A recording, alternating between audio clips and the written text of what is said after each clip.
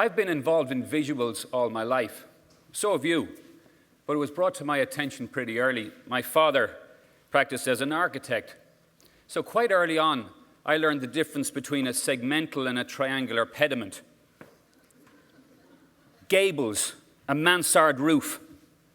When I was 13, an aunt of mine sent me an art postcard for my birthday. And she said, "I'll send you one a month if you'd like to collect them." So I started collecting.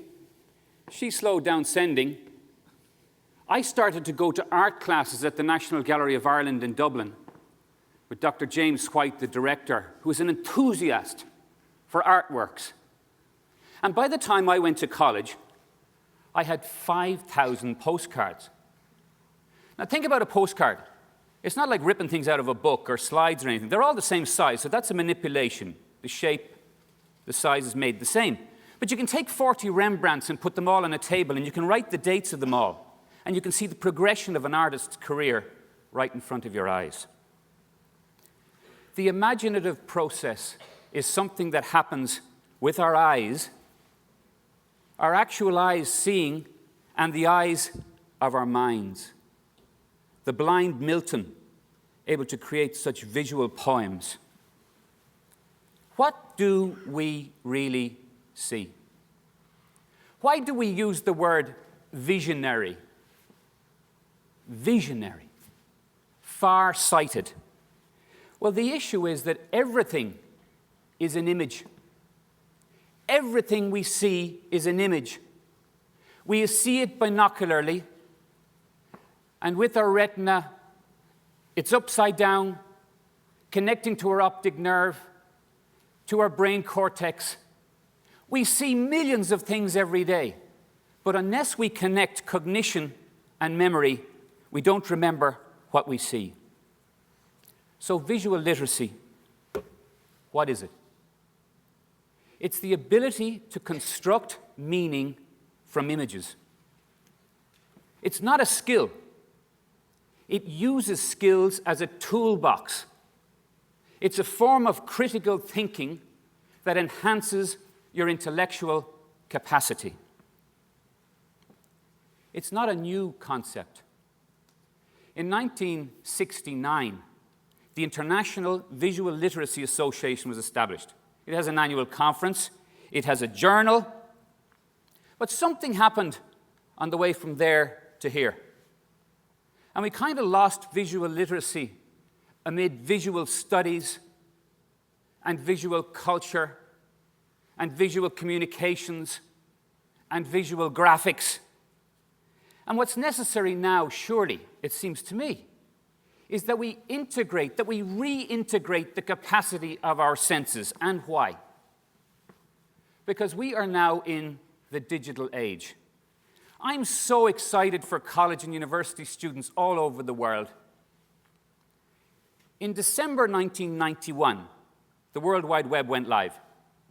That means that 18-year-olds going to college everywhere are digital natives. And I am one of the before and after people. I know what it was like before, and I know what it's like after. I'm one of what you might call the Gutenberg people. Can you imagine what it was like? You had all these illuminated manuscripts, and along they came and said, "Here's a book." We got hundreds more of them. It's fascinating. In the Near Eastern world, you have this great invention of cuneiform writing. And it took us 2,500 years, whether in Korea or in Germany, to develop a printing type that would change everything. And it took us only another 500 years to get to where we are now, the digital age. So what indeed was visual literacy like in a pre-literate past? We understand sign language before we understand the printed word. When you think about those cave paintings in the Dordogne region of France, what were people painting? There's no figures in them. They were looking out. They were looking out at the landscape and at the animals, looking out at the world. And when you think of those wonderful stained glass windows that we hardly give time to now, but people read one pane after the other, the entire story. We fast forward to the graphic novel, to cartoons. We need integration now of text and image. I've been finding our text scholars, they say, everything's a text. And I'm equally imperious because I'm saying everything's an image.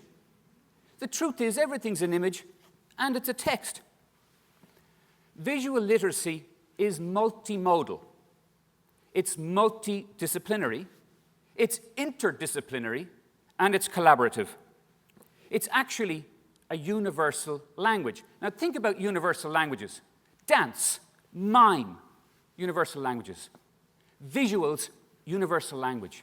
You don't have to know Japanese or Gaelic or Polish. We can understand visuals all over the world. So if that's the case, that we can enhance global understanding with visuals, what is it that we're doing to learn how to really see visually? When we were babies, we took in everything. So much so that we actually used up brain cells. Today, we use them up for different reasons. We learned the difference between marked and unmarked space.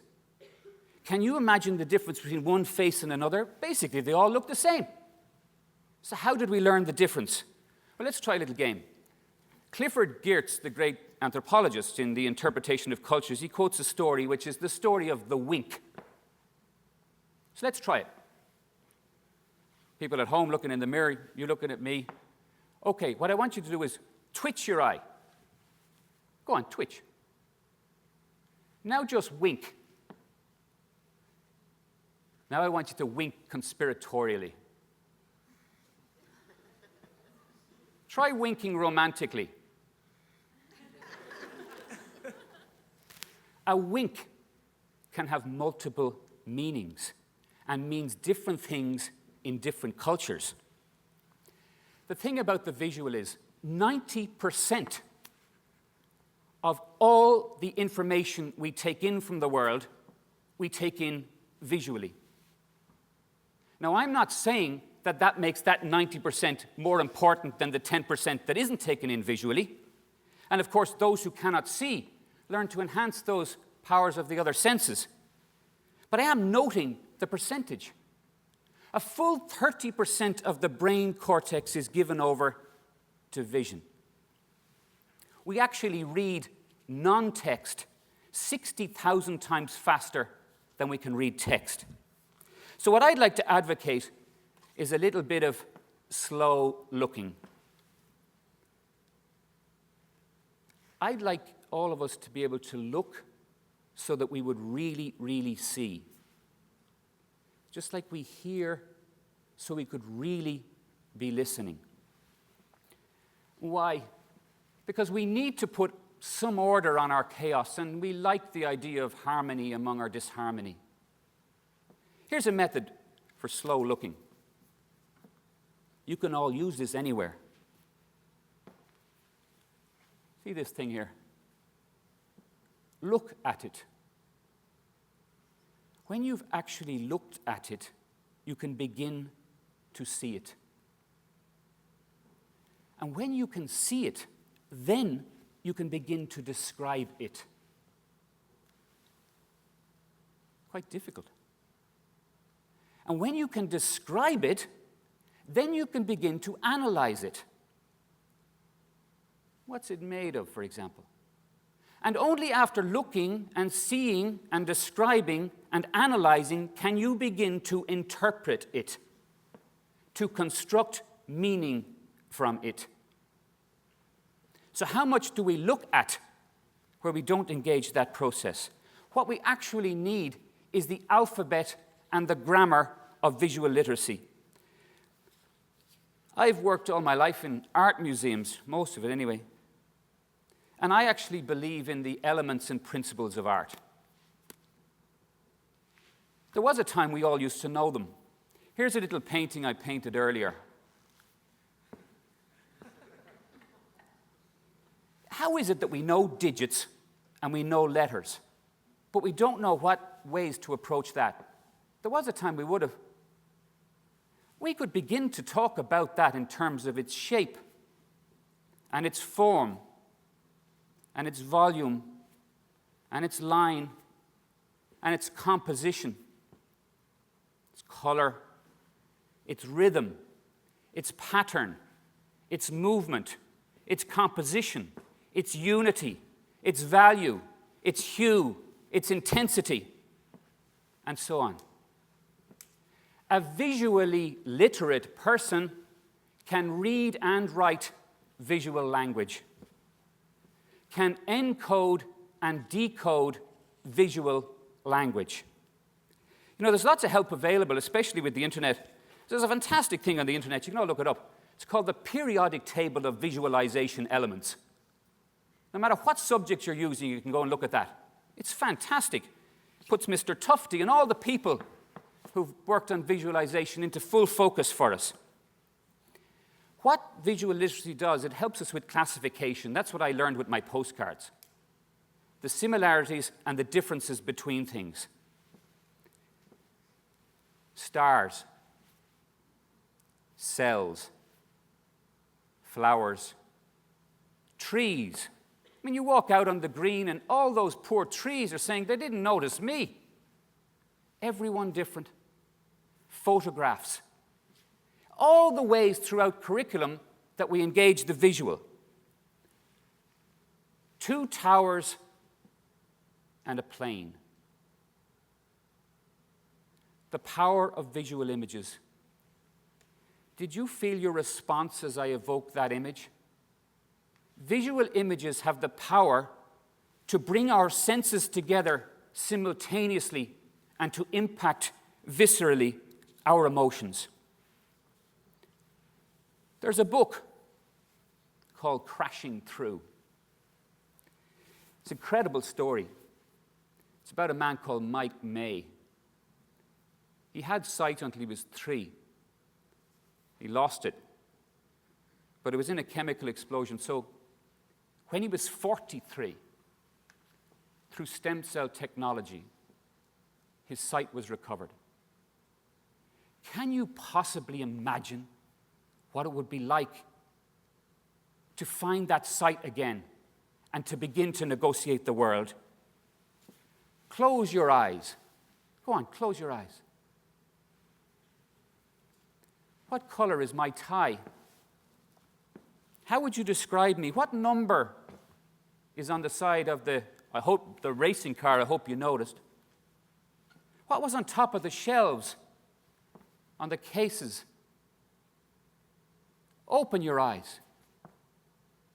Open your eyes. The visual is learned before the verbal.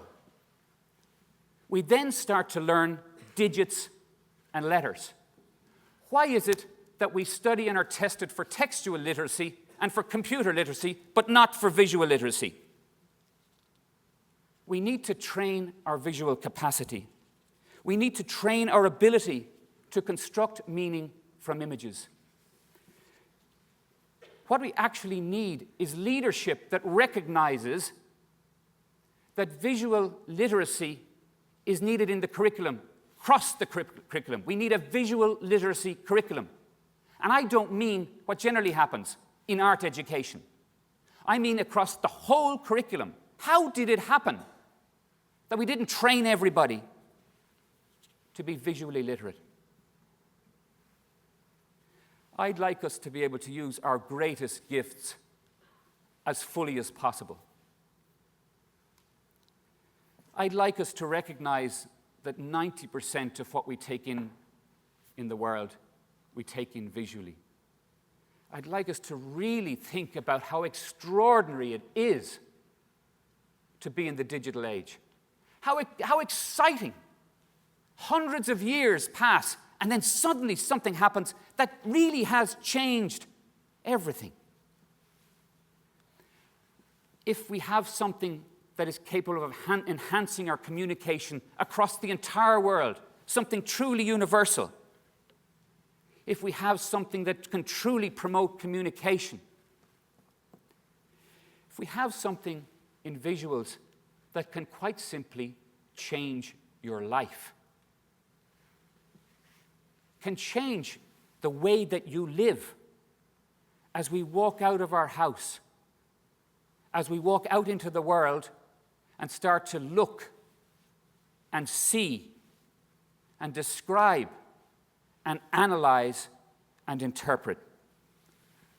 My simple case, visual literacy, we need it. Enjoy your life. Thank you.